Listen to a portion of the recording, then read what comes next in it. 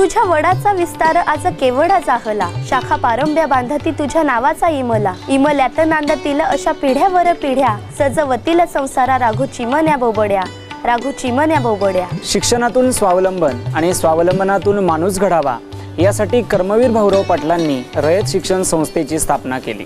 आज संबंध महाराष्ट्रभर रयत शिक्षण संस्थेच्या शाखा कार्यरत आहेत। पिंपरी वाघेरे येथील महात्मा फुले महाविद्यालय यापैकीच एक। स्वयंरोजगार व उद्योजकता कार्यशाळेच्या माध्यमातून महाविद्यालयाने तरुणांना मार्गदर्शन करण्यासाठी प्राचार्य डॉक्टर अरुणराव आंधळे यांच्या मार्गदर्शनाखाली एक उपक्रम आखला आहे। विद्यार्थ्यांच्या सर्वांगीण विकासासाठी सदैव तत्पर आणि कार्यरत असणारे महाविद्यालयाचे सन्माननीय प्राचार्य डॉक्टर अरुण आंधळे यांच्या मार्गदर्शनाने आणि प्राध्यापक डॉक्टर संभाजीराव शिंदे व प्राध्यापिका मृदुला कर्णी यांच्या संयोजनाने आम्ही हा उपक्रम पूर्ण करू शकलो। आणि आमचा उपक्रम आहे झेप एक नवी दिशा। झेप एक नवी दिशा।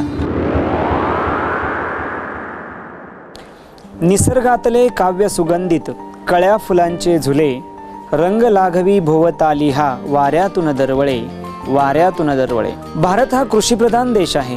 शेतीला भारतीय अर्थव्यवस्थेचा आत्मा मानला जातो।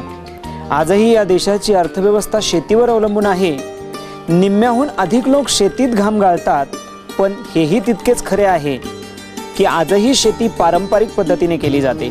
या शेतीला आधुनिकतेची जोड दिली आणि शेतीत नवनवीन संकल्पना राबवल्या तर शेती कशी फायदेशीर होऊ शकते हेच या तरुणांनी दाखवून दिले आहे। आज देशात राज्यात अनेक तरुण बेरोजगार आहेत।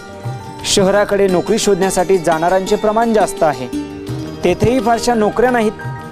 हे पाहून हा तरुण हताश होतो, पण हताश न होता आपल्याच गावात आपल्याच शेतात काहीतरी वेगळे करून नवीन संकल्पना नवीन पिके घेऊन नोकरीपेक्षा चांगले दिवस आपण आणू शकतो हे या तरुणांनी आजच्या तरुण पिढीला दाखवून दिले आहे। पारंपरिक पद्धतीने शेती करण्यापेक्षा किंवा सर्वसामान्य पिके शेतामध्ये घेण्यापेक्षा आधुनिक पद्धतीने शेती करून इतर पिकांचा विचार केल्यास शेती नक्कीच किफायतशीर होऊ शकते। शेतकऱ्याला शेती करणे आज आव्हानात्मक वाटत आहे, पण फक्त कष्टाने शेती होते असे नाही, तर ती कमी श्रमात व कमी पाण्यात कशी करायची याचाही विचार शेतकऱ्याने केला पाहिजे। शेतीला पूरक व्यवसायांची निर्मिती करून स्वतः शेतमाल बाजारामध्ये विकला पाहिजे। आधुनिक शेती करताना नवीन तंत्रज्ञानाचे बियाणे वापरले पाहिजे। दीर्घकाळ चालणारी व उत्पन्न देणारी पिके घेतली पाहिजेत। अशा पद्धतीने शेतीचा नव्याने विचार करण्याची गरज आज निर्माण झाली आहे। पारंपरिक पद्धतीतून बाहेर पडून अत्याधुनिक तंत्रज्ञानाची जोड शेतीला दिली गेली पाहिजे। जागतिक बाजारपेठेचा विचार व्हायला हवा। माझ्या शेतात काय पिकतं यापेक्षा बाजारात काय विकतं याचाही विचार केला गेला पाहिजे। असा विचार झाला तर शेती टिकेल आणि पिकेल। याचा परिणाम नक्कीच बेरोजगारी कमी करण्यासाठी होईल आणि शेती शेती न राहता उद्योग व्यवसायाचे स्वरूप तिला प्राप्त होईल। तरुणांनो, त्यासाठी गरज आहे ती वेगळी वाट निवडून त्यावर धाडसाने पाऊल टाकण्याची। शिक्षण घेत असताना काहीतरी करण्याची जिद्द मनामध्ये होती। कर्मवीर अण्णांचा आदर्श आणि त्यांचे ब्रीदवाक्य सतत प्रेरणा देत होते।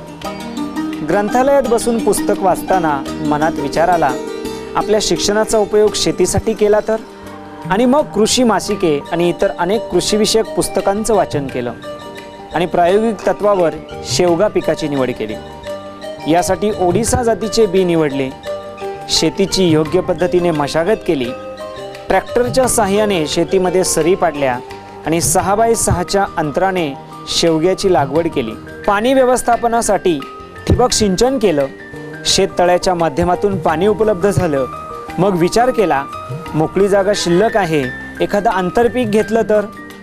मिरची आणि कांदा यासाठी या पिकांची निवड केली। योग्य देखभाल व्यवस्थापन केलं आणि या पिकातून 1,10,000 रुपयांचं उत्पन्न मिळालं। 3 महिन्यानंतर शेवग्यांची छाटणी केली। दरम्यानच्या काळात औषधांच्या 3 फवारण्या केल्या। आज शेवग्याला अतिशय चांगलं पीक आलेलं आहे। बाजारात 35 ते 40 रुपये असा भाव शेंगांना मिळत आहे। अशा प्रकारे भाव टिकला आणि उत्पन्न मिळालं तर वर्षाला 2 ते 2.5 लाख रुपयांचं उत्पन्न या पिकातून मिळणं अपेक्षित आहे। यातून खर्च मजुरी वजा केली तर निव्वळ उत्पन्न 2 लाखांवर जातं। आठवड्यातल्या प्रत्येक शनिवारी आणि रविवारी मी शेताकडे जाऊन काम करतो, पिकाची पाहणी करतो, योग्य ती दक्षता घेतो. या सगळ्याचा परिणाम आज माझ्या शेतामध्ये माझं पीक अतिशय चांगल्या प्रकारे तयार झालेलं आहे. भविष्यात आधुनिक शेती करण्याचा माझा मानस आहे. तरुणांनो, हा वेगळा विचार तुम्हीही करा, तुम्हीही करा, तुम्हीही करा. नमस्कार तरुण मित्रांनो, कर्मवीर अण्णांचे स्वावलंबी शिक्षण हेच आमचे ब्रीद हा विचार मनामध्ये ठेवून मी शेतीकडे वळलो. शिक्षण घेता घेता काहीतरी वेगळे करण्याचा विचार माझ्या मनामध्ये आला आणि घरच्या शेतीत वेगळा प्रयोग करण्याचा निश्चय मी केला. आज हा माझा प्रयोग काही प्रमाणात यशस्वी झालेला तुम्ही पाहिलाच. भविष्यात सेंद्रिय शेतीबरोबरच पॉलीहाऊस उभारण्याचा माझा मनोदय आहे. हे करताना मात्र माझे शिक्षण मी सोडणार नाही. माझ्या शिक्षणाचा फायदा शेतीला व्हावा यासाठी मी प्रयत्न करणार आहे. माझ्या तरुण मित्रांनो, तुम्ही देखील शिक्षण घेता घेता असाच विचार करा आणि पुन्हा एकदा आपल्या खेड्याकडे चला. मंजिले उन्हीं को मिलती है जिनके सपनों में जान होती है. यूं ही पंख होने से कुछ नहीं होता, हौसलों से उड़ान होती है, हौसलों से उड़ान होती है. रयते मधुनी नव्या युगाचा माणूस आता घडतो आहे. वटवृक्षाच्या विशालतेचा मोहन भाला पडतो आहे. रयते मधुनी नव्या युगाचा माणूस आता घडतो आहे. वटवृक्षाच्या विशालतेचा मोहन भाला पडतो आहे. रयते